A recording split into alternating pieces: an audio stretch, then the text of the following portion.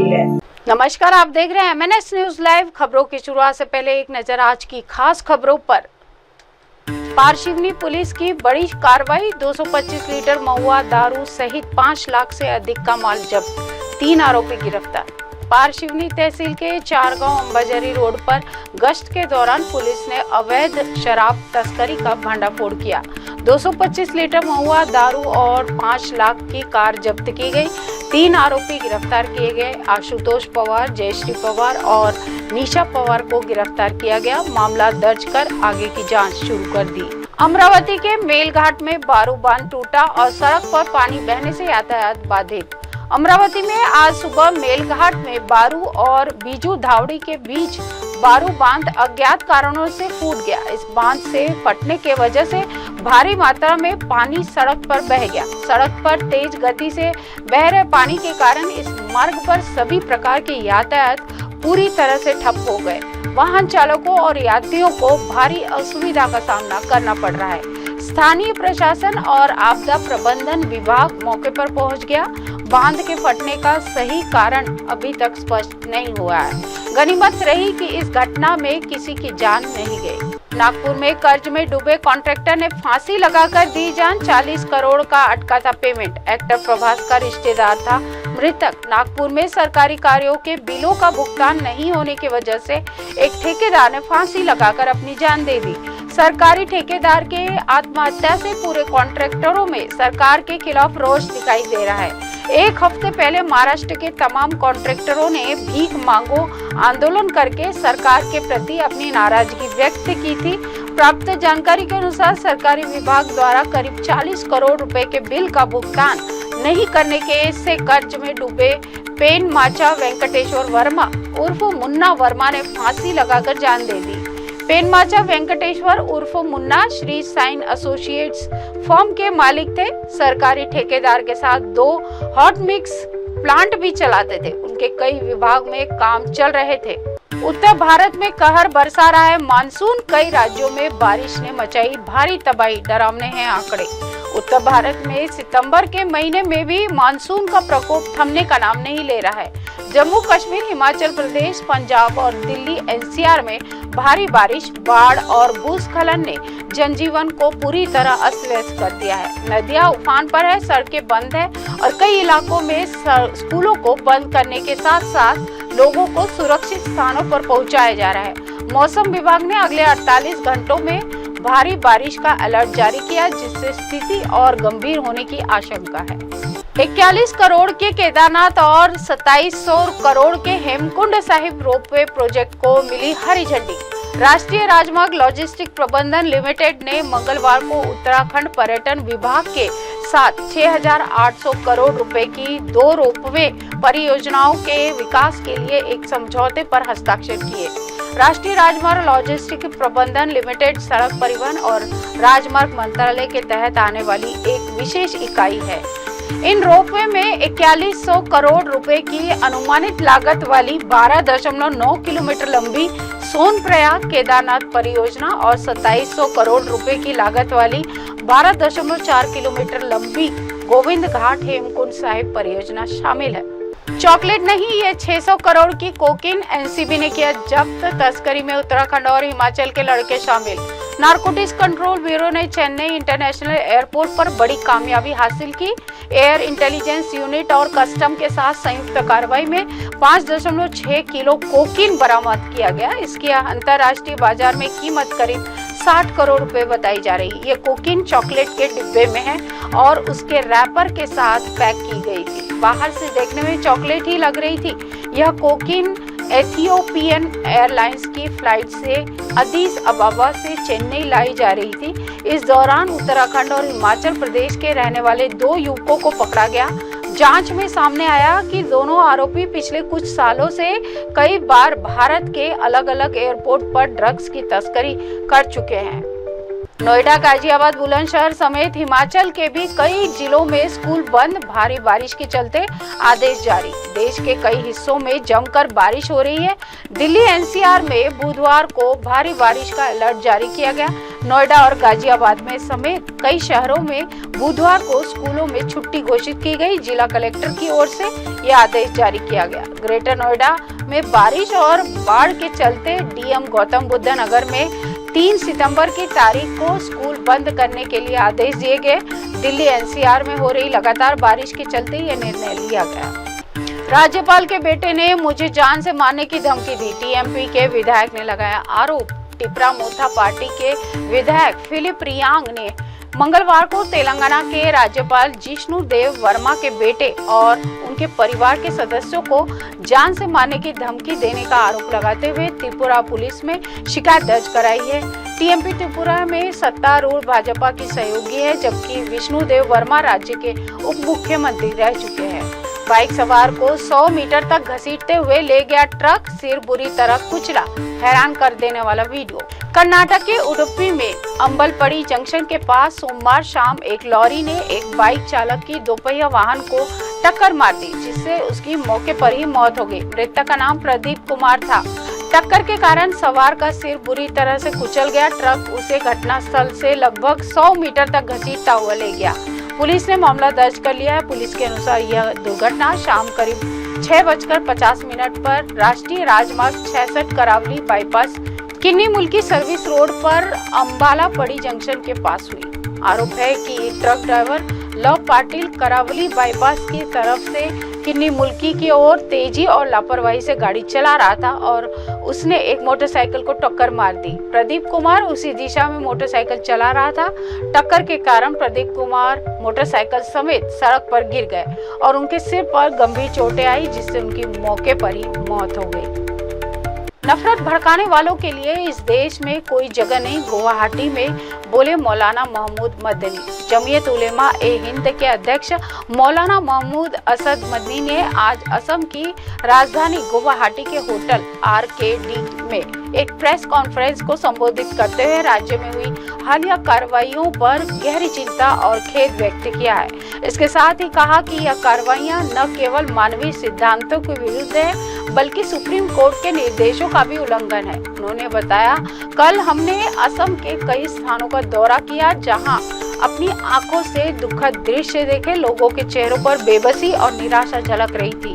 मौलाना मदनी ने कहा कि जितना ज्यादा चिंताजनक बात यह है कि लोगों को धर्म के आधार पर विभाजित किया जा रहा है और एक विभिन्न विशिष्ट पहचान रखने वाले समुदाय के विरुद्ध मियां और डाउटफुल जैसे अपमानजनक शब्दों का प्रयोग किया जा रहा है, जो कि तोड़फोड़ की कार्रवाइयों से भी अधिक कष्टदायक और अपमानजनक है।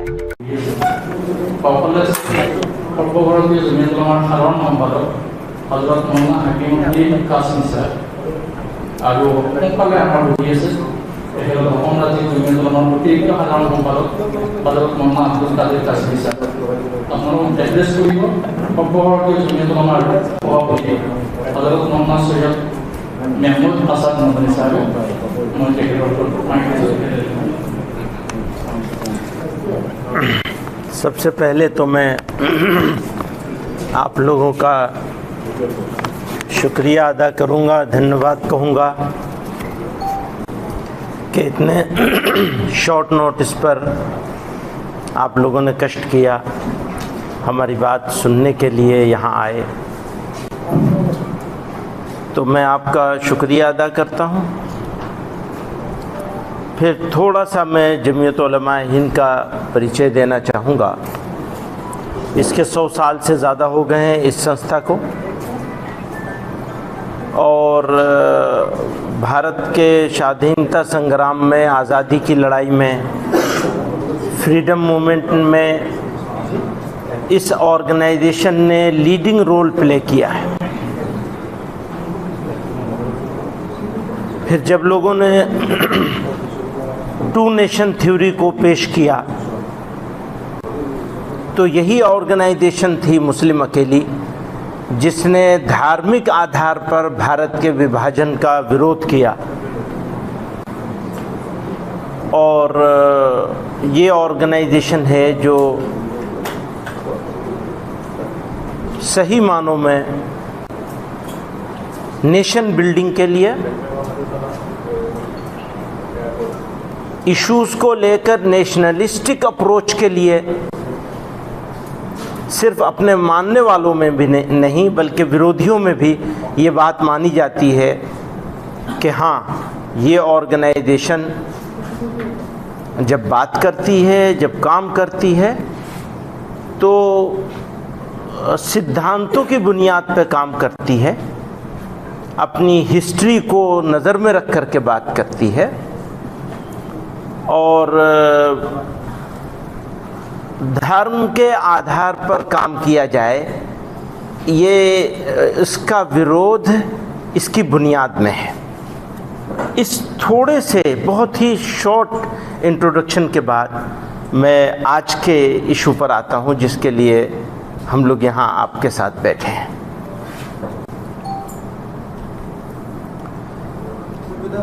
यहाँ स्टेट में एविक्शन का काम हो रहा है, बहुत जगहों पे होता है,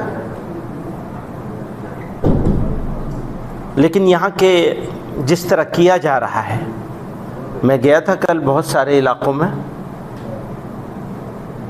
तो जिस तरह किया जा रहा है इसको देखकर दुखी होना, मुझे लगता है आप लोग भी अगर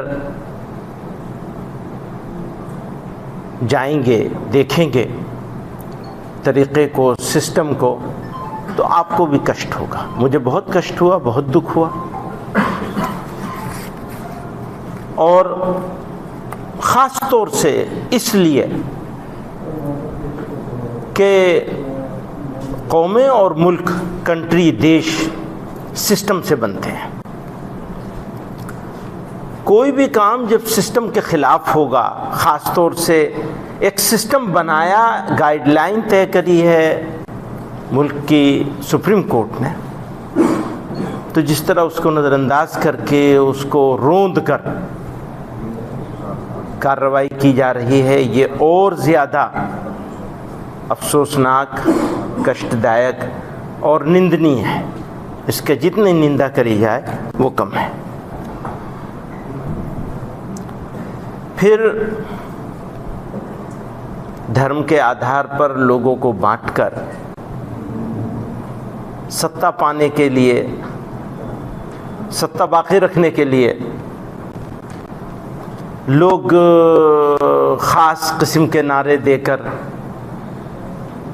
एक विशेष वर्ग बताकर, मियाँ बताकर, अननोन बताकर,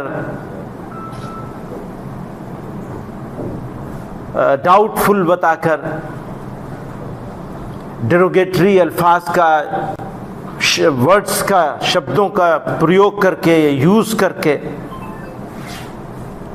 तो वो एटीट्यूड सही मानों में एविक्शन की इस बारबरिक तरीक़े से एक्शन से जितना दुख, उससे ज़्यादा दुख उस एटीट्यूड पे है। अगर कोई डाउटफुल है तो डाउट क्लियर करने का तरीक़ा मौजूद है, आप वो क्यों नहीं इख्तियार करते? अगर कोई फॉरेनर मौजूद है तो उसको डिपोर्ट क्यों नहीं किया जाता? हम तो उसका विरोध नहीं करते। कोई फॉरेनर हो, विदेशी हो और यहाँ रहे, ये हमको मंजूर नहीं है, कभी मंजूर नहीं है।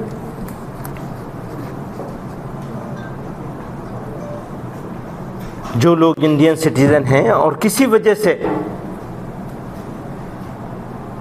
उनका एविक्शन हुआ है और वो वजह रीजनेबल है अगर, तो उनके रिहेबिलिटेशन का प्लान होना चाहिए,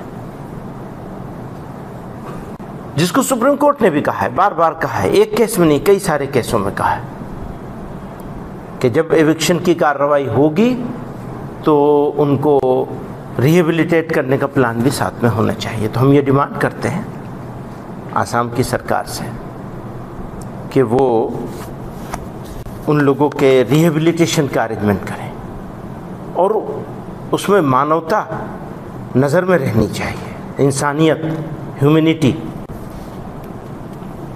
तो जो लोग उजाड़े गए हैं और इंडियन सिटीजन हैं, फॉरेनर हैं, निकाल दो, डिपोर्ट करो। इंडियन हैं तो उनको रिहेबिलिटेट करो।